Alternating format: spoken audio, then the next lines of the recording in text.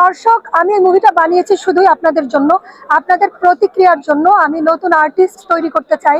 নতুনদেরকে যদি আপনারা সুযোগ দেন, নতুনদের কাজ যখন আপনারা দেখতে যাবেন, তখনই কিন্তু ফিল্ম ইন্ডাস্ট্রি দাঁড়িয়ে যাবে। সুপ্রিয় দর্শক, আসসালামু আলাইকুম। আমরা আপনাদেরকে এখন নিয়ে যাব বাংলা চলচ্চিত্রে সদ্য মুক্তি পাওয়া একটি তথ্যবহুল এবং তরুণ প্রজন্মের একটি জনপ্রিয় ছবি। এই ছবি মাধ্যমে আমরা আজকে কথা বলবো এই সিনেমা খিলাড়ির যে নায়ক এবং নায়িকা আছেন, যারা ইতিমধ্যেই ছবি প্রচারে অনেক দূর এগিয়ে এবং দর্শক মহলেও অনেক প্রশংসনীয় এমনি একটি ছবি এই খিলাড়ি। আজকে আমরা দেখাবো এই ছবির নায়ক নায়িকা যারা উপস্থিত আছেন বাংলাদেশ চলচ্চিত্র উন্নয়ন কর্পোরেশনে। আজকের এই খিলাড়ি ছবির দুজন নায়ক নায়িকা তরুণ প্রজন্মের এবং বর্তমান সিনেমা হলে একটি জনপ্রিয় মুভি চলছে। আপনারা হলে গিয়ে বাংলা সিনেমা দেখবেন। প্রিয় দর্শক, শ্রোতা ভাই বোনেরা, আমরা আজকে দাঁড়িয়ে আছি তরুণ প্রজন্মের এখন এই বাংলাদেশে মুক্তি পেয়েছে সুন্দর একটি ছবি, যা বাংলার অনেক সিনেমা হলে চলছে। আমরা অনেক হলে গিয়েছি, দেখেছি। আপনারা দর্শক খুব সুন্দরভাবে হলে গিয়ে এসেছেন।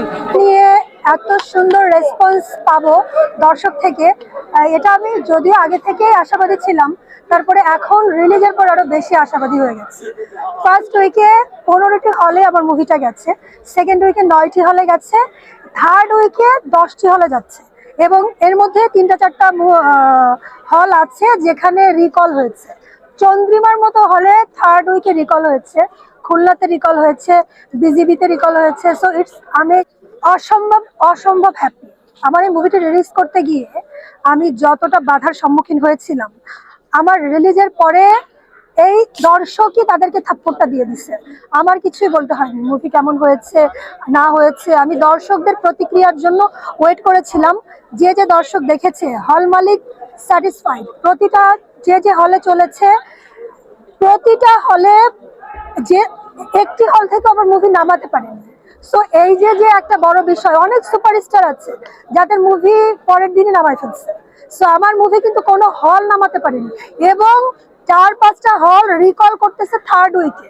সো এখানে দর্শকই আমার জবাব দিয়ে দিয়েছে, আমাকে আর কিছু বলতে হয়নি। আমি ফার্স্ট উইকে যদি গ্রামের, আমার তো মুভিটা রোমান্টিক মুভি, আমি যদি গ্রামের হলগুলোতে দিতে পারতাম, গাজীপুর ছিল, তারপর কেরানীগঞ্জ ছিল, এই হলগুলোতে যদি আমি দিতে পারতাম, এখানে কিন্তু খেটে খাওয়া মানুষ যারা, এরাই মুভি দেখে। সো ওই হলগুলো কিন্তু আমি পলিটিক্স বা যেটাই হোক মধ্যস্থকারী যারা আছে তাদের বাধায় আমি দিতে পারিনি। তারা তারা 30 বছরের পুরোনো মুভি চালাচ্ছে, বাট তারা একটা নতুন মুভি চালাবে না। সো এই এই এই দিকটা তো আমার লোকসান হয়ে গেল। এই জায়গাটা তো আমি ওই ওই দর্শকদেরকে তো আমি আমার কাছে দেখাতে পারলাম না। হ্যাঁ, অবশ্যই নতুন সিনেমা তো দেখতে পারবেন। আমি সামনের মাসেই নতুন মুভি নিয়ে আসতেছি। আমার প্রোডাকশন হাউস থেকে নতুন মুভি লঞ্চ হবে। আমি এর মধ্যে খিলাড়ি এখনো চলতেছে হলে। সো এটা আরো আমার মনে হয় এটা এই মাস পুরোই চলবে। সো সেখান থেকে তো আমি এটাকে শেষ করে দেন নতুন আরেকটা কাজ ধরবো, তখনই নতুন আর্টিস্ট তৈরি হবে। সো আপনারা সবাই হলে গিয়ে মুভি দেখবেন এবং নতুন আর্টিস্টদের সাথে থাকবেন। আমাদের ফিল্ম ইন্ডাস্ট্রির দরকার আছে, বিনোদনের দরকার আছে। বিনোদন না থাকলে কিন্তু একটি শিল্পাঙ্গন নষ্ট হয়ে যাওয়া মানে সমাজের একটা অনেক বড় সাইড নষ্ট হয়ে যাওয়া। সো আপনারা সব সময় চেষ্টা করবেন হলে গিয়ে মুভি দেখার, নতুন আর্টিস্টদের সাথে থাকার। আচ্ছা, খিলাড়ি সিনেমার সব থেকে সুন্দর দৃশ্য আছে, এটা তো রোমান্টিক সিন। সো হ্যাঁ, এটা তো রোমান্টিক একটা মুভি, এটা পিওর রোমান্টিক একটা মুভি। সেখানে সুন্দর দৃশ্য অনেকগুলো আছে। আমি যদি স্পেসিফিকলি বলতে যাই, সেখানে হিরো হিরোইনের কিছু রোমান্স আছে। রোমান্স এর মতো সুন্দর দৃশ্য তো আর কিছু হতে পারে না, যেটা ইয়াং জেনারেশনের জন্য খুবই সুন্দর একটি মুহূর্ত। সো যারা ইয়াং জেনারেশন আছে, আমি তাদেরকে অনুরোধ করব, রোমান্স দেখতে হলে খিলাড়ি দেখতে হবে হলে গিয়ে, বড় পর্দায়। অনেক ভালো।